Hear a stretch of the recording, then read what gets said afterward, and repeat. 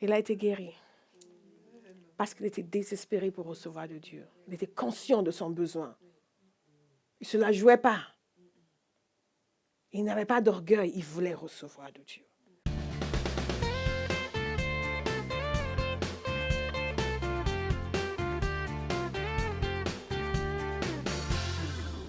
Dans Jean chapitre 5, de verset 14 au verset 15, il nous a dit ceci.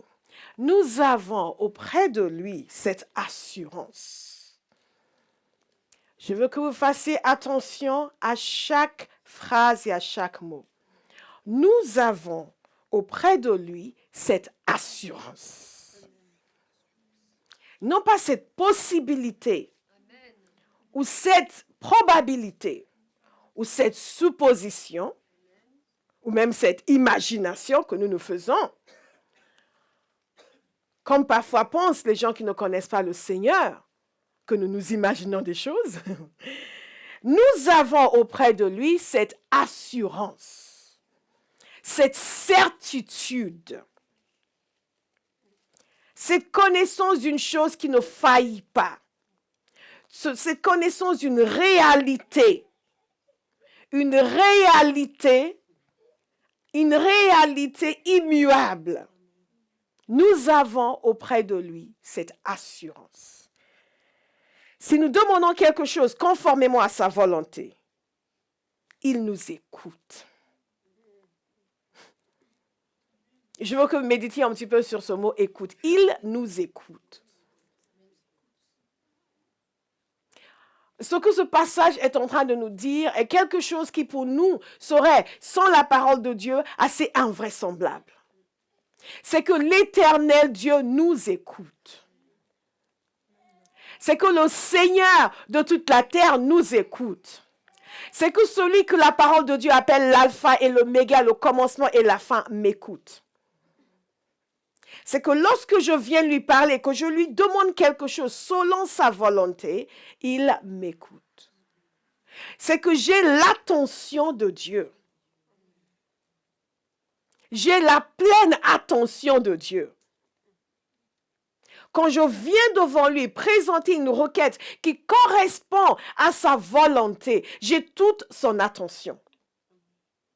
Avez-vous déjà médité sur cela?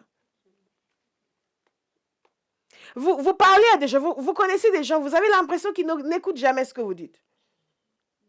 Et même quand ils écoutent, après vous leur demandez de répéter, ils vous disent la moitié. Je dis, mais tu écoutes? Dieu nous écoute. Dès le moment où vous parlez, Dieu écoute. Ce n'est pas simplement qu'il va peut-être entendre, c'est qu'il écoute.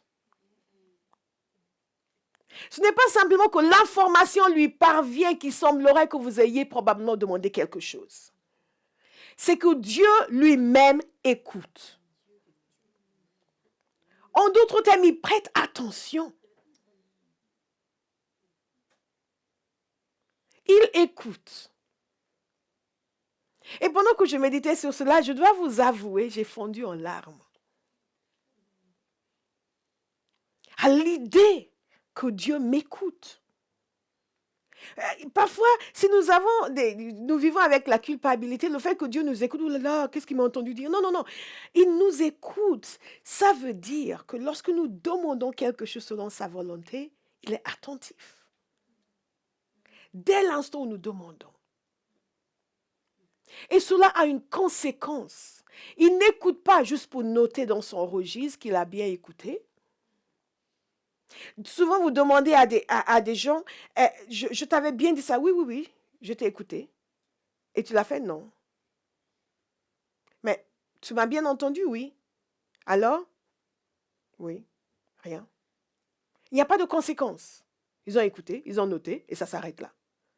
Mais il y a une conséquence à l'écoute de Dieu. Lorsque la parole de Dieu nous dit que Dieu écoute, ce n'est pas juste pour nous rassurer, pour qu'on ne se sente pas si seul. Parce qu'il y a une difficulté parfois dans la vie des chrétiens qui prennent la parole de Dieu simplement pour se réconforter sans s'attendre à avoir des résultats. Dieu veut que son peuple s'attende à avoir des résultats. Et parce que nous n'avons pas appris comment Dieu veut que nous fonctionnons, ou parce que nous ne voulons pas fonctionner comment il veut que nous fonctionnons, nous créons une théologie selon laquelle on ne doit pas s'attendre à grand-chose. Et nous disons que oui, c'est Dieu qui fait comme ça. Mais la parole de Dieu nous dit que la conséquence de l'écoute de Dieu est celle-ci. Et si nous savons qu'il nous écoute, quelle que soit notre demande, nous savons que nous possédons ce que nous lui avons demandé. La conséquence de l'écoute de Dieu, c'est notre possession. Il nous dit que c'est une assurance. Et c'est important pour nous de méditer ces passages pour avoir cette assurance. Parce que l'absence de l'assurance est une des raisons pour lesquelles les gens ne vivent pas la manifestation de la bonté de Dieu.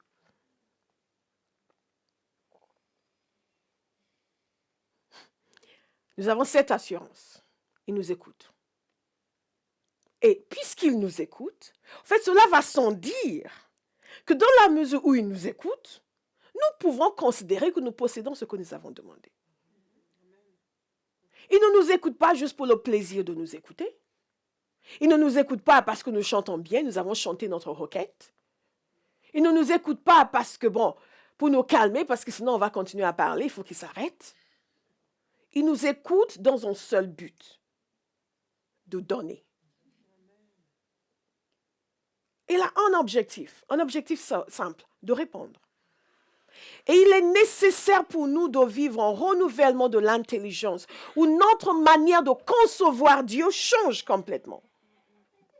Et donc, où nous pouvons commencer à puiser dans les trésors de la parole de Dieu pour savoir comment adapter notre fonctionnement humain au fonctionnement de Dieu. La parole de Dieu nous est donnée pour cela. Non pas pour accumuler beaucoup de versets, mais pour vivre et manifester la réalité de ces versets. Nous pouvons dire que Dieu délivre.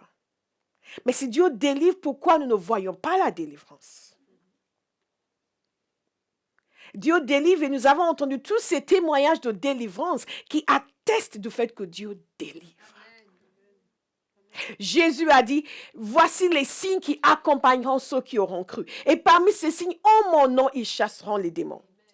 Si nous ne chassons pas les démons, nous n'avons pas accompli ce verset. Alors, peu importe que nous le connaissions, peu importe que nous puissions le réciter dans notre sommeil, s'il n'est pas devenu réalité, manifesté concrètement dans nos vies et à travers nos vies, nous ne le connaissons pas encore.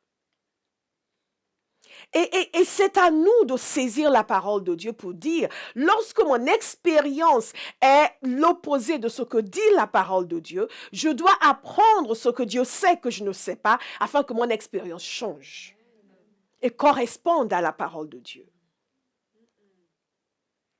Il y a des endroits où ils vont vous citer ce passage, vous chasserez les démons, mais ils n'en chassent jamais. Est-ce que c'est parce que la parole n'est pas vraie? Non, la parole est vraie. Il en va de même ici. Dieu dit, nous possédons ce que nous lui avons demandé. La petite a témoigné concernant son statut officiel. Nous avons prié. C'était avancé en décembre pour la prière. C'était bien ça. Et c'était avancé en décembre pour la prière. Elle a oublié. Je me souviens. Et c'était avancé pour la prière décembre, septembre, octobre. Je ne me souviens plus. Et au moment où on priait, il y a une parole qui est sortie. Et moi, je savais avec une certitude qu'elle allait la voir. Il y a des fois, vous priez, là, il y avait une certitude.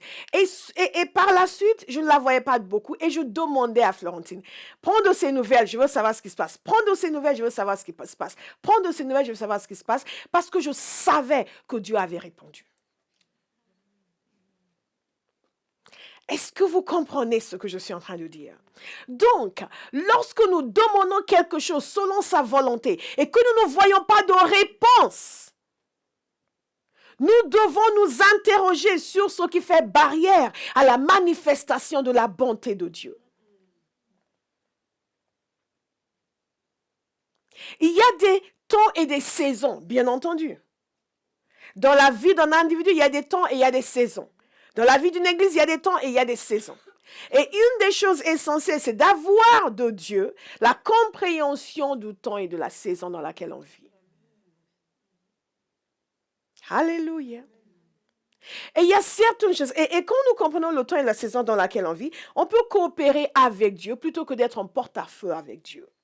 Si vous ne comprenez pas le temps et la saison dans laquelle vous vivez, vous allez vous frustrer sur quelque chose alors que ce n'est pas ça en ce moment.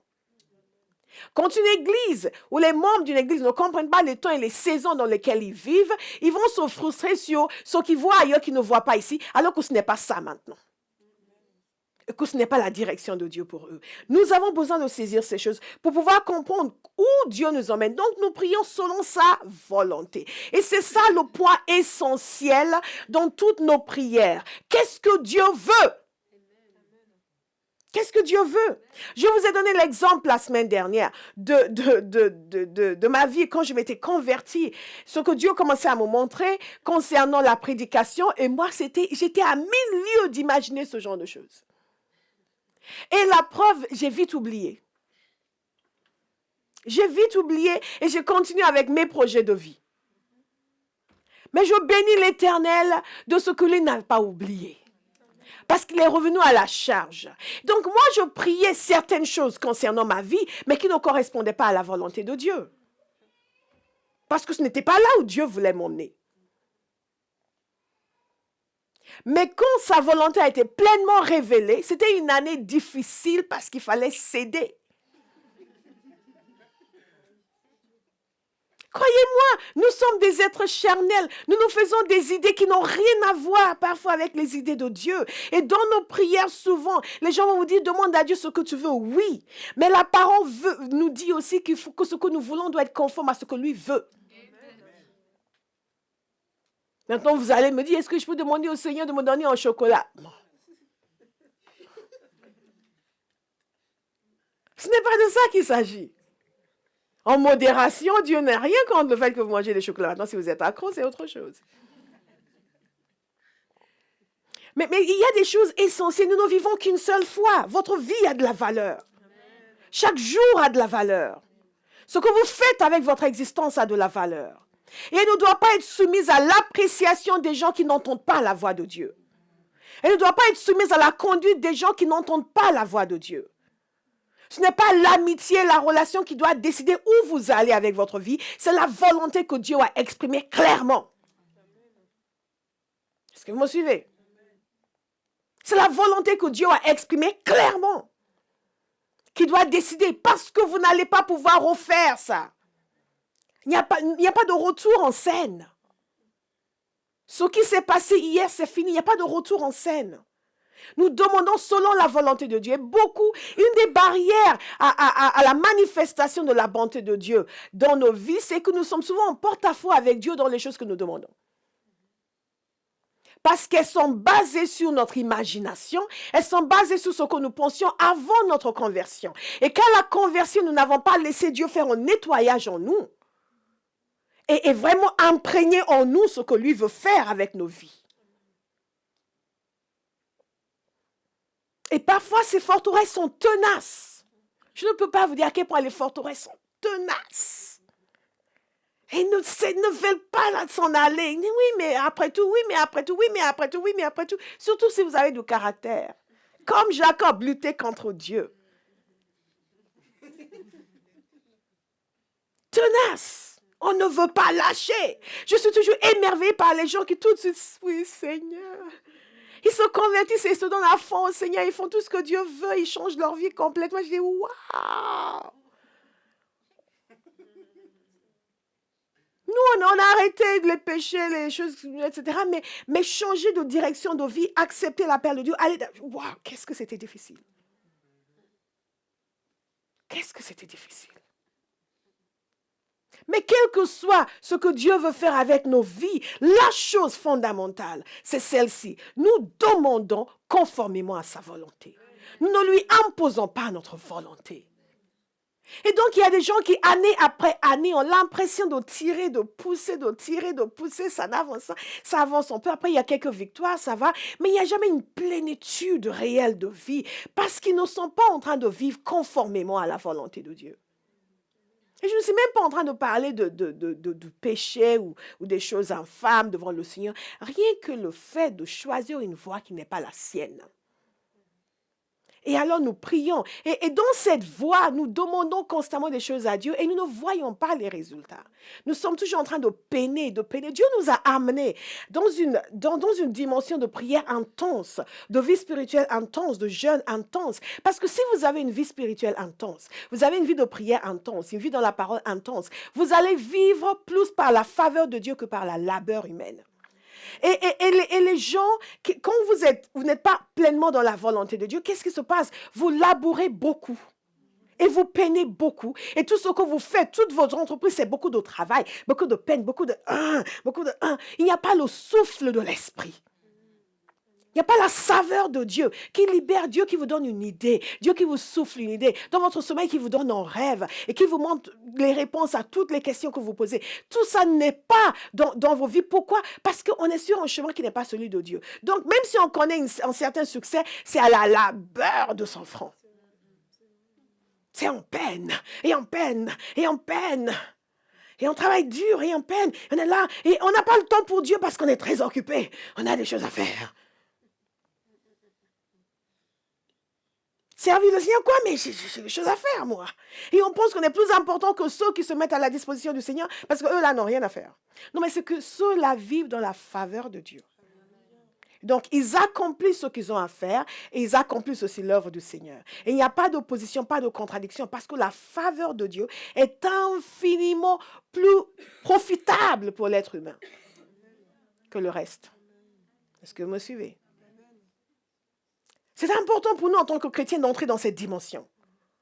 Tout commence avec ce que je demande selon sa volonté. Quelles sont les autres barrières à la manifestation de la volonté de Dieu dans nos vies? De la manifestation de la bonté de Dieu dans nos vies. Nous en avons vu plusieurs la semaine dernière, l'absence de vision par exemple, l'absence de sentiment de désespoir. On n'est pas désespéré, acharné pour obtenir quelque chose. Et on ne voit pas la cécité, à l'incapacité de voir son besoin. L'incapacité de voir son besoin. Et souvent, qu'est-ce qui peut pallier à cette incapacité? C'est d'être en relation avec quelqu'un qui peut voir. Et quand quelqu'un qui peut voir vous dit il y a ça, que vous voyez ou pas, croyez-le. Et allez prier. Parce que c'est ça, c'est comme quand Dieu nous met des choses à cœur. Les gens vont dire, waouh, pasteur a dit ça, oui. Vous plaisantez. Quand Dieu me parle, je dois, moi, décider d'obéir. Et quand Dieu dit quelque chose, ce n'est pas toujours évident. Ce n'est pas, je n'attendais que ça. Je me doutais bien que tu allais me dire ça, Seigneur. J'étais sûre que tu allais me mettre ça à cœur. Et j'attendais juste que tu me mettes à cœur. Et quand il y a... Non. Il met des choses à cœur. Bon. OK. Puisque tu es Dieu. Faut comme Pierre, sur ta parole. Sur ta parole. Et c'est comme ça qu'on juste vit. Sa parole écrite. Et sa parole qui l'amène en vie à l'intérieur de nous pour nous montrer dans quel sens nous devons aller. Nous devons la négligence vis-à-vis de la parole de Dieu. C'est aussi une cause majeure pour les barrières à la manifestation de la bonté de Dieu. Mais vous savez, ici, j'ai noté les attaques spirituelles, bien entendu. J'ai noté ici un autre point. Point 5, les désirs égoïstes. Je vais vous lire un passage dans Jacques chapitre 4. D'où proviennent les conflits et les querelles entre vous? N'est-ce pas des désirs égoïstes qui combattent sans cesse en vous? Et le langage ici m'a frappé. C'est un langage assez militaire, assez... Les désirs égoïstes combattent en vous sans cesse. Est-ce que vous avez déjà eu ce sentiment-là d'avoir des tiraillés à l'intérieur ou d'avoir ça bouillonne à l'intérieur ou dans votre cas, ça... Et ce que je dis constamment aux gens, c'est quand vous avez des choses comme ça, ne regardez pas les autres, regardez-vous vous-même. Parce que les conflits en nous, les irritations, les vexations en nous, nous en sommes responsables. Et puisque nous sommes très doués, en tant que chrétiens, doués pour désigner les autres, nous ne réglons pas les vrais problèmes. Et la parole de Dieu nous dit clairement ici, c'est vous. Vous convoitez beaucoup de choses, mais vos désirs restent insatisfaits.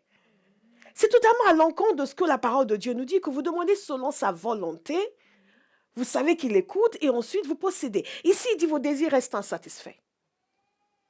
Force est de constater que dans beaucoup de cas, nos désirs restent insatisfaits. Vous êtes meurtrier. Waouh! Vous consumez en jalousie. Aïe, mais pas des chrétiens. Si. Et vous ne pouvez rien obtenir. Vous ne pouvez rien obtenir. Les barrières à la manifestation de la bonté de Dieu. Vous bataillez et vous vous disputez. Mais c'est cela. Souvent, lorsque les gens sont frustrés dans leur vie, par rapport à quelque chose qui ne marche pas, ils sont prêts à se batailler avec tout ce qui bouge. Ils sont susceptibles. Ils s'irritent pour rien. Ils désignent les autres comme les coupables. Ils sont jaloux d'un tel. Oui, bon, ok, d'accord, il a témoigné, Dieu lui a donné ça, oui, bon. Oui. Ouais, ça c'est pour prouver que lui, il est plus spirituel que nous. Parce que moi je prie depuis 5 ans. Hein. Mais ça, c'est juste pour montrer que nous autres, on n'est pas spirituels. Je ne sais pas, même Pasteur Bola, il ne doit pas être spirituel. Parce que laisser des gens comme ça témoigner, c'est évident que la sœur était dans la chair. Je veux dire, elle parlait, je voyais déjà que ce n'était pas l'Esprit de Dieu. Hein, je voyais déjà. Donc, tous ces témoignages, c'est pour culpabiliser les autres. Non, non, non, la parole de Dieu nous dit, vous bataillez et vous vous disputez. Vous n'avez pas ce que vous désirez. Vous voyez tout cela. Vos désirs sont insatisfaits. Vous ne pouvez rien obtenir. Vous n'avez pas ce que vous désirez. Vous vous rendez compte? Parce que vous ne demandez pas à Dieu. Ça, c'est la première chose. Vous ne demandez pas à Dieu. Vous avez dit, mais bien sûr qu'on demande. Vous serez étonné du nombre de fois où quelqu'un dit, ah, tu as prié. Non, mais bon, je me dis que... Mais écoutez la suite. Ou bien. Donc nous sommes dans le cas de ceux qui ont demandé. Mais les désirs restent toujours insatisfaits. Et l'apôtre Jacques nous donne ici une réponse possible. Ou bien, quand vous demandez, vous ne recevez pas, car vous demandez avec de mauvais motifs. Et la lumière fut. Vous voulez que l'objet de vos demandes serve à votre propre plaisir. La parole de Dieu nous dit que l'égoïsme est une cause de non-réponse à la prière. Le fait que je n'ai pensé qu'à moi. J'ai demandé uniquement pour moi. Je voulais uniquement pour moi. Et par conséquent, il n'y a pas de réponse. Mes désirs restent insatisfaits parce qu'ils sont égoïstes. La bonté de Dieu à votre égard doit accomplir plus que de répondre simplement à vos besoins, vos désirs. Ce qui veut dire que quand j'ai un désir, je dois toujours voir dans ce désir le moyen d'être une bénédiction. Quand je veux demander quelque chose à Dieu, je dois toujours aller plus loin que moi. Non pas aller faire du chantage devant le Seigneur. Seigneur, tu fais ça pour moi. Hein? Moi aussi, je vais pouvoir faire ça. Hein? Si tu ne fais pas ça pour moi, je ne peux rien faire. Tu veux aider Jennifer? Bah, si tu me bénis, je vais aider Jennifer. Si tu ne me bénis pas, c'est que Jennifer n'a pas la foi. Hein? Elle ne pourra pas demander elle-même. Si tu ne me demandes pas, Jennifer va continuer à souffrir. Alors, Seigneur, qu'est-ce que tu fais?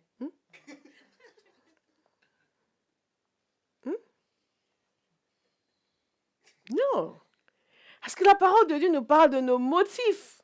Et Dieu regarde au cœur. C'est nos cœurs qui doivent changer. L'égoïsme qui doit quitter nos cœurs. Et nous devons commencer à être des gens qui disent, Seigneur, change mon cœur. Pour que j'ai toujours envie d'être une bénédiction. Vous serez étonnés de tout le mal que l'égoïsme provoque au sein de l'Église. Lorsque nous ne pensons qu'à nous, moi, ce qui m'arrange, ce que je veux. Et les désirs restent insatisfaits. Mais si dans mon désir, je commence déjà à voir comment je peux être une bénédiction pour quelqu'un lorsque Dieu répond à ce que je demande, je vais voir la réponse. Parce que Dieu est un Dieu de multiplication. Si ce qu'il fait avec vous va se multiplier, ça veut dire qu'en répondant à vos prières, il est en train de répondre à la prière de 30, 40, 50 personnes. Parce qu'à travers vous, il va pouvoir acheminer vers eux ce dont ils ont besoin. Est-ce que vous me suivez? C'est essentiel d'avoir cette compréhension des choses. Et si ce n'est pas ça l'état de votre cœur, ne faites pas, ouais, mais bon, qui est comme ça? Moi, je suis comme ça. Ah. C'est ça, me dit, Seigneur, change mon cœur. Change mon cœur, change mon attitude. Aide-moi à voir au-delà de ma vie. Aide-moi à voir les besoins des autres. Aide-moi à voir les besoins de mes frères et sœurs. God is good. God is good. La bonté de Dieu envers nous. Jésus nous a donné un aperçu d'une autre raison pour laquelle nous n'avons pas de réponse à des prières, une autre barrière à la manifestation de la bonté de Dieu. Vous connaissez le passage dans Marc 11, 23 à 24, lorsque Jésus a mis l'accent sur la nécessité de croire. Et ce que Jésus a dit est extraordinaire. Il n'a pas simplement dit, bon, si vous avez la foi, vous allez avoir une réponse. Il a dit, non, si vous avez la foi, vous allez déplacer des montagnes. En d'autres termes, vous allez pouvoir obtenir des choses extraordinaires, des miracles extraordinaires, des circonstances extraordinaires, des manifestations extraordinaires de la bonté de Dieu. Et ce qui fait obstacle, quelle que soit sa dimension, va disparaître. Notre foi n'est pas quelque chose que nous professons simplement, c'est quelque chose que nous manifestons. La compagnie Théophile, la passion pour Dieu, l'amour du prochain. LCT est un ministère fondé par prophétesse Bola Ogedembe. Prophétie, évangélisation, enseignement. LCT touche 155 nations et le monde entier à travers les émissions de télévision Passion pour Dieu, les conférences Paraclétos, conférences de guérison, conférences de prière et à travers le site avec plus de 150 enseignements en ligne. Des outils d'évangélisation sur Dieu.fm et la télévision, la radio et Internet. Nombreux sont les témoignages de vies guéries et transformées.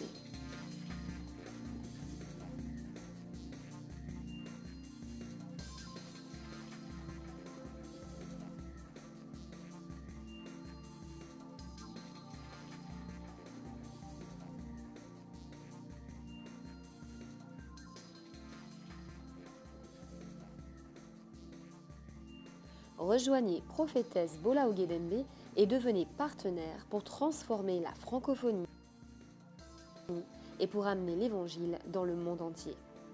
Pour devenir partenaire, rendez-vous sur compagniethéophile.org ou appelez le 07 81 69 55 58.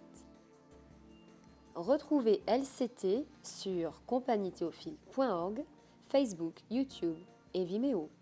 La compagnie Théophile, la passion pour Dieu, l'amour du prochain.